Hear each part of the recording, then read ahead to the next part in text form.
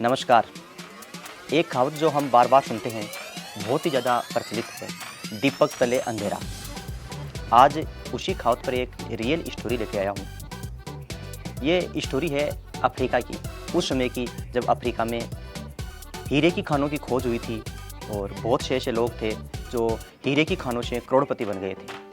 वहीं अफ्रीका में एक छोटा सा गांव था और उस गांव में एक किसान रहता था। किसान ने जब ऐसे लोगों की स्टोरी सुनी कि बहुत से ऐसे लोग हैं जो हीरो की खानों से करोड़पति बन गए हैं, तो उसके भी एक क्वेश्चन बार बार आने लगा कि क्यों ना मैं भी ऐसा करता हूँ कि एक खान प्राप्त कर लेता हूँ, खान खोज लेता हूँ, खान खरीद लेता हूँ और शायद वो दिन जो आज उन लोगों के हैं वो एक दिन मेरे भी हो जाएंगे।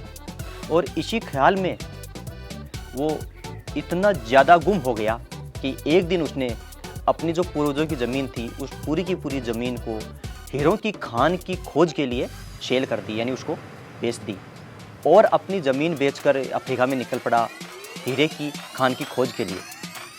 काफ़ी सालों तक भटका, इधर उधर काफ़ी कोशिश की, लेकिन उसे हीरों की खान मिली नहीं।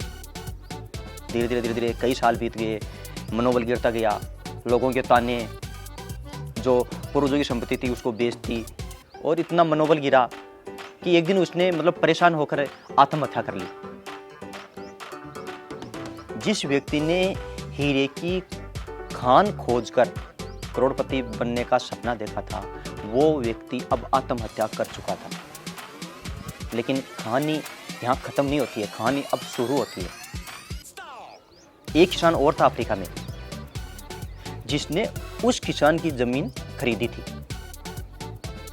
काफी समय बीत गए, जमीन काफी बड़ी थी और उस जमीन के बीचों बीच एक छोटी सी नदी बहा करती थी। एक दिन बारिश होकर, शाम का समय था, बारिश होकर रुक गई थी और सुहाना मौसम हो रखा था। वो किसान उस नदी के किनारे किनारे डोल रहा था, घूम रहा था। घूमते घूमते उसने देखा कि नदी के एक कोने पर थोड़ी सी गहराई पे, क्योंकि नदी ज़्यादा गहरी नहीं थी, तो थोड़ी सी गहराई पे एक बड़ा सा पत्थर पड़ा है और वो पत्थर बहुत अच्छा चमक रहा है, बहुत ज़्यादा चमक रहा था। उसे जो सूर्य की जो उस पर किरणें पड़ रही थी, उसे इंद्रधनुष के समान रंग निकल रहे थे। तो उस किसान ने निर्णय लिया कि मैं इस नदी में उतरता हूँ। वो नदी में उतरा और नदी में, क्योंकि नदी की गहराई ज़्यादा नहीं थी, तो वो नदी में उतर कर उस पत्थर को बाहर निकाल लिया।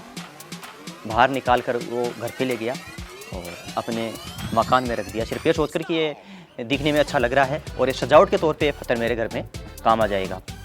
2-3 महीने बीत गए। एक दिन उसी का ये कोई दूसरा दोस्त जो बाहर रहता था, वो उससे मिलने के लिए आ गया। जैसे ही वो घर के अंदर आया, उसने पत्थर देखा तो वो